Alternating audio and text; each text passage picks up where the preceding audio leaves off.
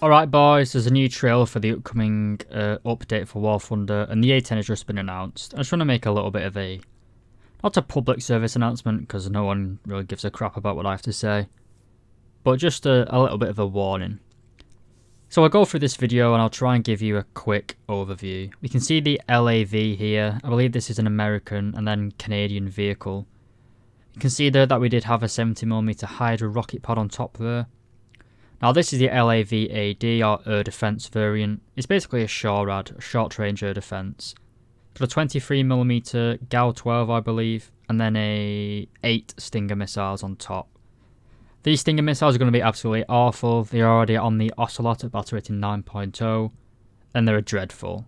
So with the 20mm gun, same as on the M163 and the awful Stinger missiles, this is probably going to be a battle rating 8.7 or 9.0 tank. So, not really looking forward to the LAV-AD really much. It's not going to be that effective in-game. But, moving on to the star of the show, so to speak, the A-10 Thunderbolt, or Warthog. Nice bomb drop there. And then, main surprise, it's an A-10. So, if we pause it in a second when we get a nice spread of the weaponry. After this, I believe... maybe the next bit of footage. There we go. So on the wings, on the outside pylon, I'm pretty sure that is an AM-9L, the all-aspects variant of the Sidewinder, first used by the British in 1982. It's of course an American missile, but I think they gave it to the British to just combat test it really. We then have a bunch of Hydra rockets. We've got one mounted alone on the right wing, and then 3 together on the left wing. Rockets are a little bit of a meme at this, or what will be this battle rating. We'll get onto the battle rating shortly. We also have air-to-ground missiles. Nothing new, we got them on the A-7 and the F-4E. We then have a selection of bombs here on the centre pylons. Pretty sure these are 2 1,000-pound bombs, and then a few either 750 or 500-pounders. This thing right here is just a bomb like this, you see, but it's got a guidance unit strapped onto it, called a JDAM, or Joint Direct Attack Munition, or a GBU. Basically a laser precision guided munition. Or PGM for short. Something the Russians don't have really. But anyway, that pretty much is it. There's nothing really unique from what I can see. The JDAM, or the guided missile, or the guided bomb, sorry, that's present on the Jaguars and the British and American Tetri. These air-to-ground missiles are in the American Tetri as well, of course, in the A-7 and the F-4E Phantom. It's going to be a pain in the arse selecting the weapons for this in the weapons tab.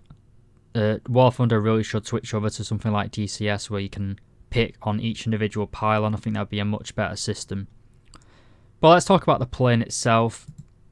The A-10 is subsonic. It's a ground attack aircraft.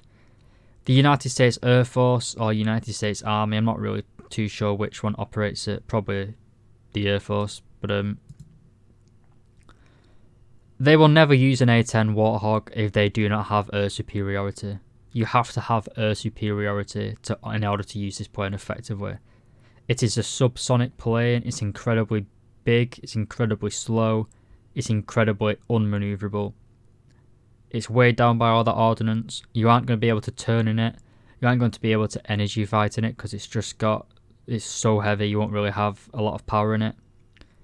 It doesn't have afterburning engines. The engines themselves aren't that powerful really, at least compared to some of the afterburning jets that we already have in game at top tier. So, in terms of dogfighting and playing this thing in an air-to-air battle, it's going to be absolute missile bait really. So there's quite a lot of things to talk about. The A-10, yes, it has got the 30mm Gatling gun or whatever it's called, but it's just a Reddit moment, pure oh my god, it's a A-10 coming. It's not going to be very effective in battle. Like I say, you're really slow. You have to get low and slow to get accurate rounds off in this thing, which is going to make you easy bait for a Gepard or a Shilka, let alone a Roland or a Tunguska.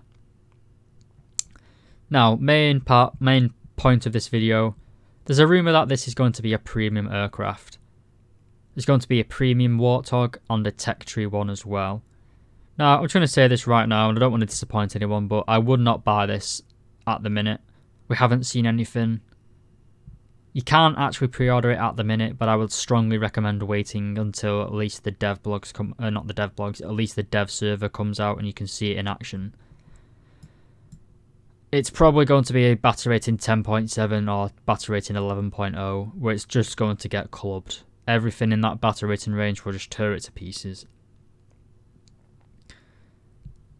It's basically a plane that has the same rules as a helicopter. And helicopters do it a lot better. You can hide it a lot easier in a helicopter. And you have a better platform, really, to be honest. You can't really hide in the skies when there's modern air defense systems in War Thunder at the minute. It's much easier to use a helicopter and just hide behind a hill. So in my opinion, this is kind of just a, oh my god, Reddit moment cash grab from Gaijin. It'll be a cool aeroplane to own and to have, but if you aren't made of money, I would strongly recommend waiting until the update goes live and you let people review it and have a look. Don't go out and buy this just because it's, oh my god, it's a A-10, everyone's been hyping this up. In game, I very much doubt it's going to be very effective, and it's probably going to be $60, so just bear that in mind. But that's all I really have to say. Just be frugal with your money when it comes to stuff like War Thunder. Something gets added to one patch and it's really good, and then it gets nerfed into the ground the next. So, like I said, just be a bit careful with your money.